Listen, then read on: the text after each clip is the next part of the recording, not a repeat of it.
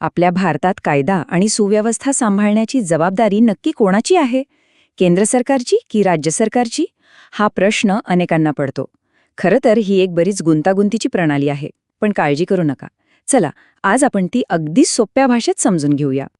आता बघा, कायदा आणि सुव्यवस्था यांना नेहमी एकाच नाण्याच्या दोन बाजू असं म्हटलं जातं. आणि ते खरं आहे. देशात शांतता हवी असेल, विकास हवा असेल, तर या दोन्ही गोष्टींना एकत्रच काम करावं लागतं. जरा विचार करा, जिथे कायदाच नाही तिथे सुव्यवस्था टिकेल का? नाही ना. म्हणूनच ह्या दोन्ही गोष्टी एकमेकांसाठी आवश्यक आहेत. तर मग मूळ प्रश्नावर येऊया. ही जबाबदारी नेमकी कोणावर आहे? केंद्र सरकारवर की राज्यांवर? ह्याचं उत्तर आपल्याला थेट आपल्या राज्यघटनेतच मिळतं.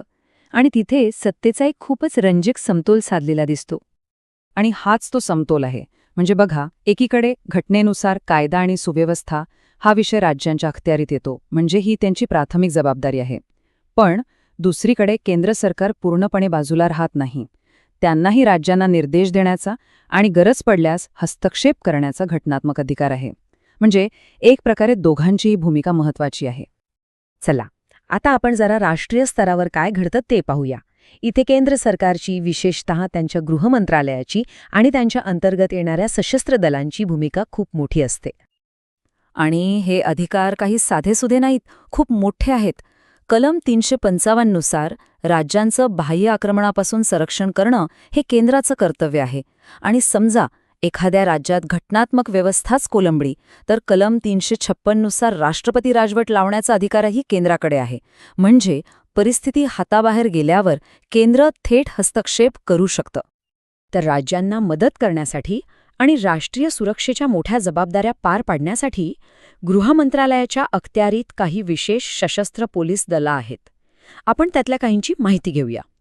यातलं पहिलं आणि सगळ्यात महत्त्वाचं दल म्हणजे CRPF, म्हणजेच केंद्रीय राखीव पोलीस दल.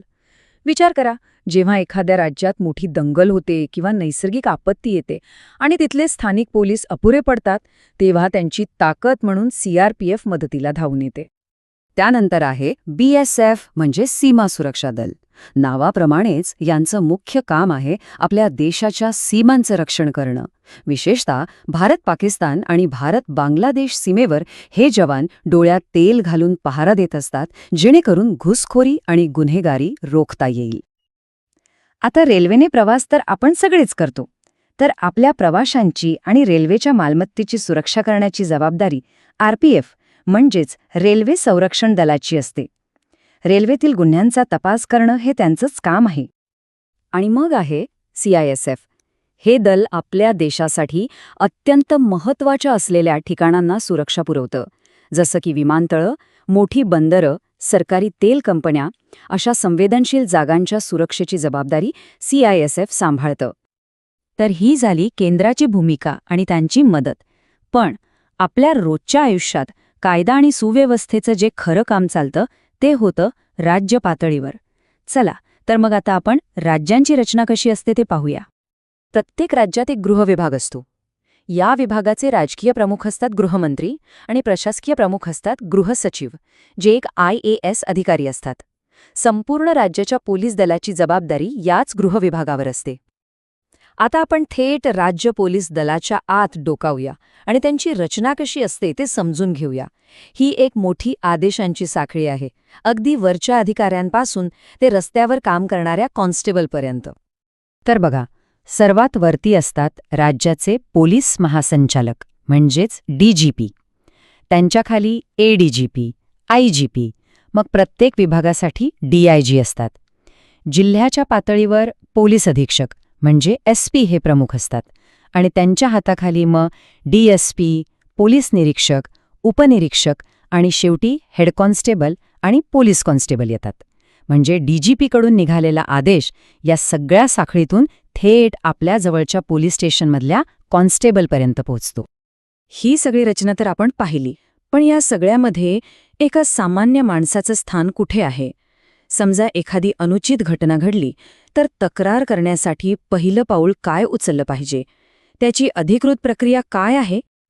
आता ही सगळी व्यवस्था ऐकून कदाचित थोडी गुंतागुंतीची वाटू शकते, पण मदत मागणाऱ्या एका सामान्य नागरिकासाठी याची सुरुवात अगदी सोपी आणि स्पष्ट ठेवलेली आहे. आणि ही सुरुवात होते FIR पासून. FIR म्हणजे फर्स्ट इन्फॉर्मेशन रिपोर्ट किंवा मराठीत प्रथम माहिती अहवाल. कोणतीही तक्रार असेल तर जवळच्या पोलीस स्टेशनमध्ये जाऊन FIR नोंदवणं हे खूप महत्त्वाचं आहे. हा प्रत्येकाचा अधिकार आहे. आणि लक्षात ठेवा, FIR नोंदवल्यावरच गुन्हेगारी न्याय प्रक्रिया खऱ्या अर्थाने सुरू होते. तर गुन्हा घडल्यावर FIR नोंदवणं हे नागरिकाचं पहिलं आणि महत्त्वाचं कर्तव्य आहे, हे तर स्पष्ट झालं. पण ह्या माहितीच्या शेवटी एक महत्त्वाचा प्रश्न उरतो. कायदा आणि सुव्यवस्था राखणं हे फक्त पोलिसांचंच काम आहे का?